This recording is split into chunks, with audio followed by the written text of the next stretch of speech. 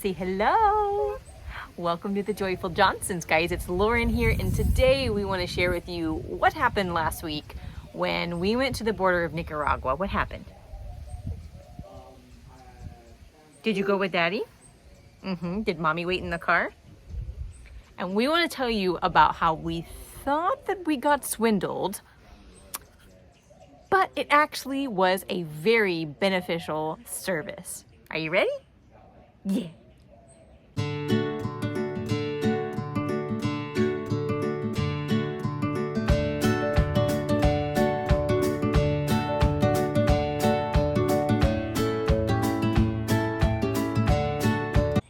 So last week we had to go renew our tourist visa. I say we, it was Justin and the kids had to go to Nicaragua, right?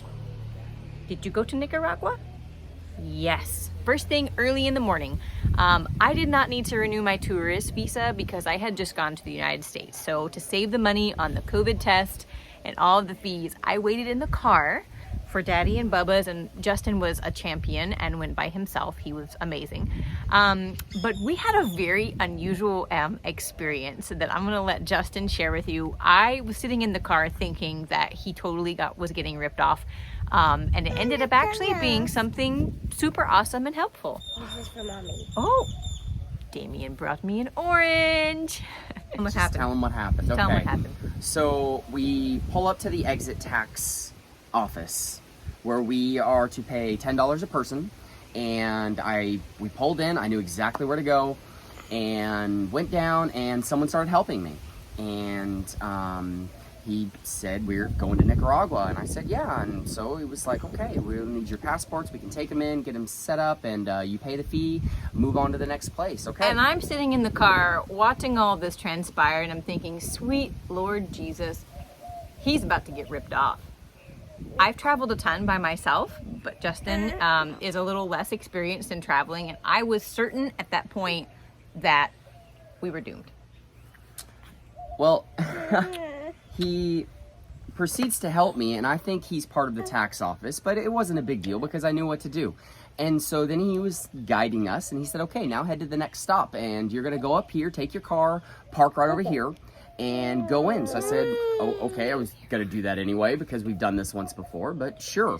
And I'm working on my Spanish, and he only spoke Spanish, so there was a bit of a communication issue at some point where I didn't recognize what may have been going on at the time, but I still knew about what to do. And we go into the Costa Rican office to do our exit stamp, no problems there. We start going down, and he's walking with me, talking to me, and I'm like, okay.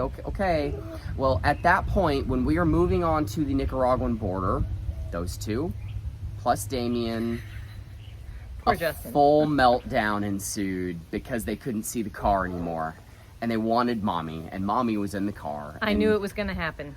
And I tried our darndest, but Mommy didn't need to do the border run because she just went to the States the week prior, and we needed to do it. And so I tried. The guy was still walking, and he was talking to me, and I said, oh, okay.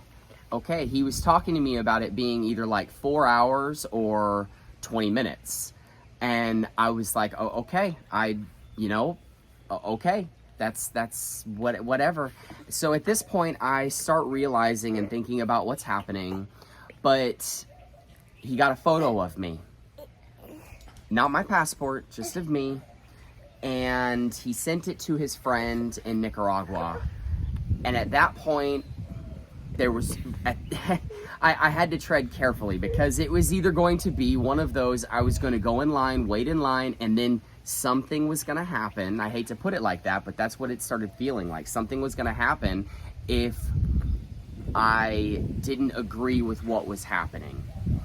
And so I said, oh, okay, we'll talk after. And he said, okay. So we go through, mind you, these three are still having a full panic. And we get in line, and I look, and someone looks at me, sees the kids, and says, come on, you can come to the front of the line. And this was a long line. I remember when we came in with the 3 kids to the Liberia airport, and they had that line for families. Families and elderly people and anyone disabled, anyone with kids or special needs. They have a special line at the customs and immigration at the Liberia airport. So I saw that, and I looked at the line, and the line didn't have too many kids. And no kids were their age, by the way. So they were all a little bit older. Moving ahead to all of these lines, and I quickly realized that my photo was sent to this guy, and he's pulling me to the front of every single line to do this. We end up being in and out in 20 minutes, and I see people who are in the first COVID line still there. And they're stuck, and it's a long line, and it's gonna be a long day for them. And I realized that they pulled me through, and so at that point I felt obligated to like compensate the guy with something, but because it was 20 minutes, and with 3 screaming kids, what can you do? I mean, did I get swindled, or did I pay a premium service is really the question that needs to be answered here, because it was a very unique situation, and I wasn't prepared for it. Of course, I'm from the United States, and so I look like a tourist, and I had 3 screaming kids, and so I was an easy target for someone. An easy target. I was really convinced that he was about to like have his passport stolen and somebody was going to take advantage of him, but when he got back in the car and he told me about how long the line was, I'm going to tell you, the last time we did a border run, the line at Nicaragua, oh, that was my intestines, was not that long. We waited maybe 20 or 30 minutes tops for the whole thing. So for whatever reason, there wasn't a large amount of people at the border the day that we chose to go. It was a Saturday. So my recommendation to you is, if you're well read on what happens at the border, you can watch the videos here on our channel. We walk you through.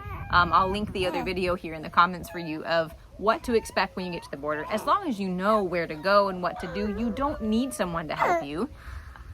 Press the close button on the... You don't need someone to help you. We let this person help us because of our circumstance and it being difficult with the kids. So just know that you don't have to... And my advice to you, if you're traveling and you don't want to pay this person to help you, you need to not make eye contact with them and don't start talking to them. Let them know that... Stop hitting each other. You don't have to accept the help from them, because if you do accept the help from them, typical twins, don't touch me. Don't touch me. Yeah, you're okay. You each got your own leg. I have legs of steel. No one wants to sit on daddy's leg. That's mommy, So just know that if you accept help from the people to cross, they are going to charge you and they are going to expect you to pay them. But again, you don't have to accept that service. So just to let you know that is something you're going to find at the border, and to be prepared for it.